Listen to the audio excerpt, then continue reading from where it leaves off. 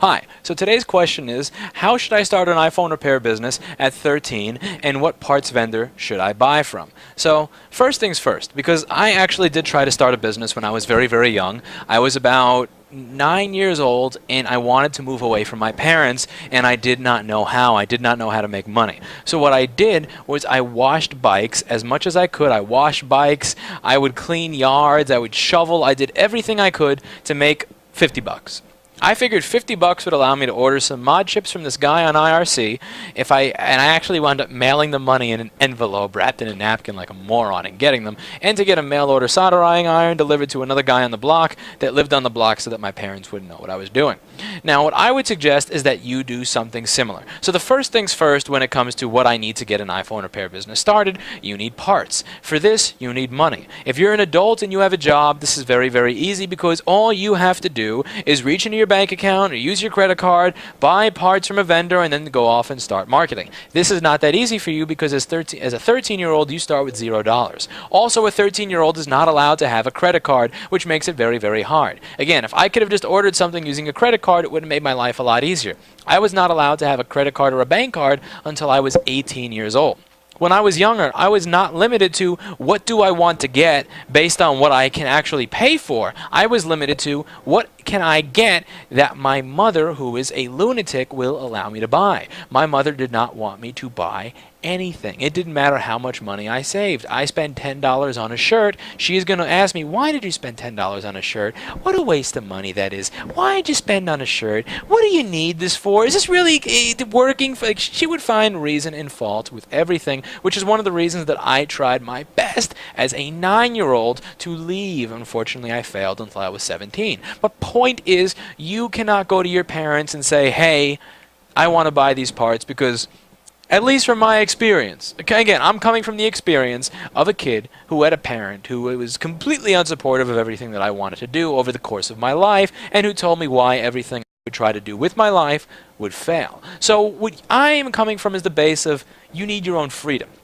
And the freedom is going to come from cash. So if you have cash under your bed, you can spend money on parts without having to ask your parents, without having to tell your parents, here's why this is a good business model, here's what I'm trying to do, and listen to them tell you all the reasons why it's going to fail and why you need to study and stay in school and focus on your schoolwork and get a job when you're 16. If you want to avoid all that crap, you need cash. Here's how you're going to get cash. You're going to get cash by finding people who need things done and providing services. Again, finding a job seems really difficult. And in my honest experience, finding a job is really difficult, and every time I've tried to find the job, almost every time I've failed. I mean, I was able to get a job, minimum wage job at Modell's Sporting Goods after about 6 months of looking. I was able to find a job at 3P Delivery, which I got fired from for taking 2 sick days with a 102 fever.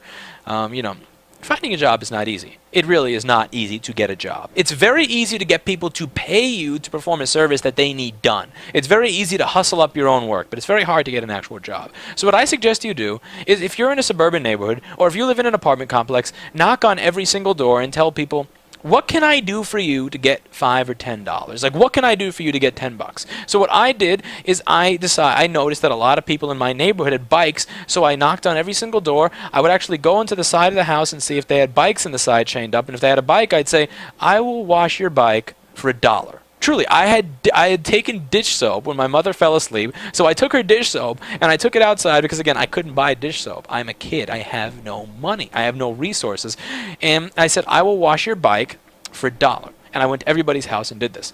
Now, you may not have bikes in your neighborhood, so what I would suggest doing is knock on every door and say, what is it that I can do that will allow me to make $5 or $10? And this may seem weird to you, but you can simply be honest. You can say, hi, I want to start up an iPhone repair business and I have no money. To raise money, I would like to make $5 by helping you with something. So, can I clean the floor of your bathroom? Can I clean the inside of your toilet? Do you have heavy boxes that you need lifted? Do you have furniture you need moved that you need me to clean under? Is there any problem with your cable or your VCR? Who am I kidding, VCR? I'm showing my age here. But point is, just ask them if there's anything that you can do for them where they will give you $5. Because that again, there has to be something. Like, I would pay somebody $5 right now to pick 3 of these Q-tips off the floor just so I don't have to bend down because I'm tired. You feel me? Somebody out there is willing to give you $5 or $10 for some of your time. You do this enough times and you build up that 3 or that 4 or that $500. Now again, you can't go online. I'm going to assume. Again, I'm only going to assume because if I assume that you don't have supportive parents, it helps and it avoids me from having to make a second video.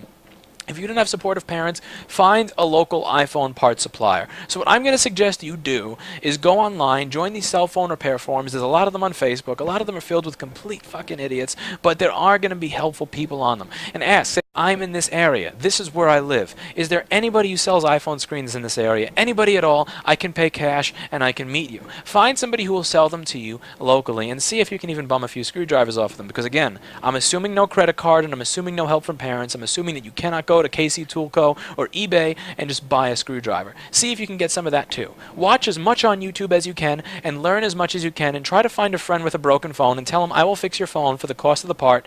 All I want to do is, you give me an hour or two with it so I can learn. Here's the thing. Fixing the phone is something that a monkey can do. Any monkey can fix an iPhone 4 or an iPhone 5 with a broken screen.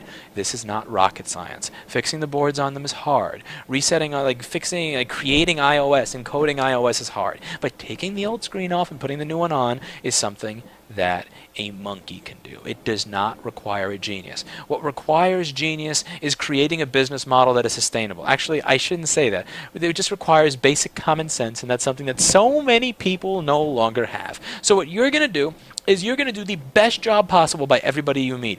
You're going to meet them instead of having them come to you.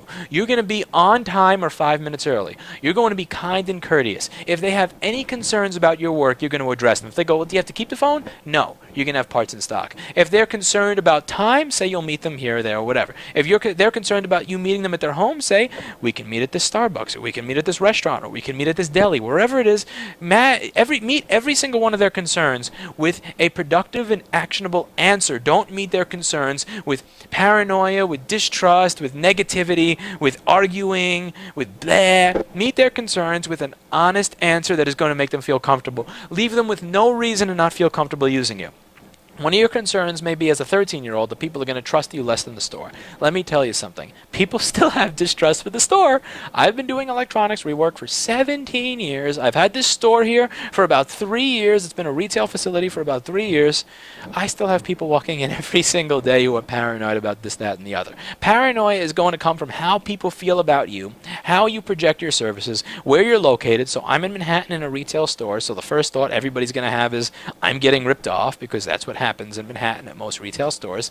And you need to curb that. You need to be able to make them feel comfortable, and you're going to do that by saying, I can do this up front. You don't pay until it's done. You get this much of a warranty, like this, that, and the other. I can meet you here if you don't want me in your home. I can meet you in this place if you don't want to come to my home. Whatever it is, come up with all the reasons that your average customer comes up with why they don't want to use you, and come up with a way beforehand for new clients to just nip all those reasons in the butt. And you're going to find that you are legitimate.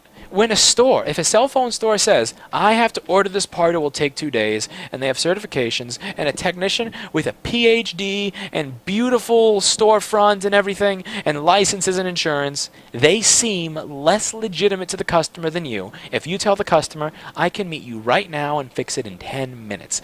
Instant service is what creates legitimacy in the eyes of the customer. Then do the best you can for every single customer. Be kind, be courteous, be on time, go above and beyond. If they have other issues, put the extra 5 or 10 or 15 minutes in the beginning. Again, I don't have the time to do this anymore. I don't have time for courtesy work because I need to be doing and working on everything in these shelves over here. I have over 190 tickets open at any given time.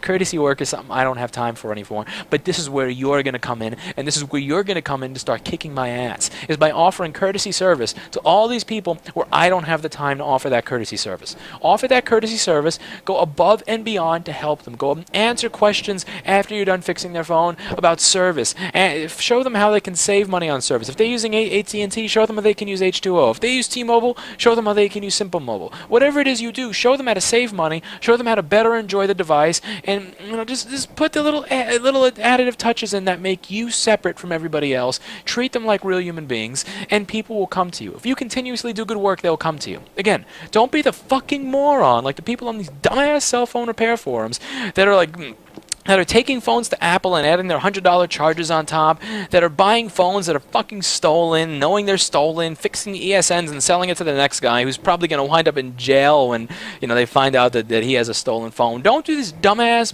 bullshit, fucked up ass horse crap that is looking at the instant profit right now while ignoring what's going to happen into the future. Focus on the future. Focus on building sustainable relationships. Focus on profit, not just right now. Focus on long term. Focus on making people happy, and focus on offering the best service you can while being the most honest and humble person you can. Focus on being somebody that you yourself would actually want to do business with. Focus on being somebody that you would send your grandma to. You should be the kind of technician you would send your uncle, your parents, your sister, your brother, your mother to. And then the profits, I assure you, the profits will naturally come. Make sure everybody around you knows who you are. Don't just tell two friends, I fix phones, and then wonder why you're doing one a month and making no money.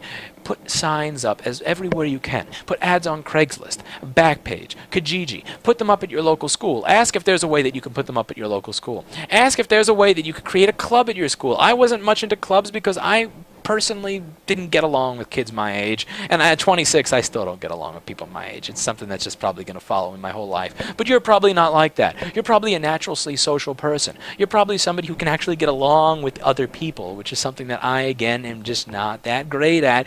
Try to create a club at your school. Again, I know you're probably going to say clubs are lame, blah, blah, blah. You know what? If you feel that way, I agree with you. I think a lot of them are lame too, but use it as an advertising tool. Who cares if it's lame if it makes you money? Create a club at your school dedicated to phone repair, to electronics, to learning how cell phones work, and use it as a tool to advertise yourself. Maybe one or two people join, maybe they tell other people, maybe now they know that you're the source. You're the nerd that they want to go to, even if you're not a nerd. You're the nerd they want to go to get their phone fixed. You're the head of the phone club and he fixes phones for $20 plus parts or $30 plus parts or whatever it is. And now you have a business. So hopefully this gives you some advice. Hopefully this works. Hopefully you create an amazingly successful cell phone repair business. And hopefully by the time you're 17 or 18, you have something that you can actually sustain yourself off of and pay for your own college with. Or maybe you have a franchise of stores. Or maybe you have 5 or 10 techs working for you.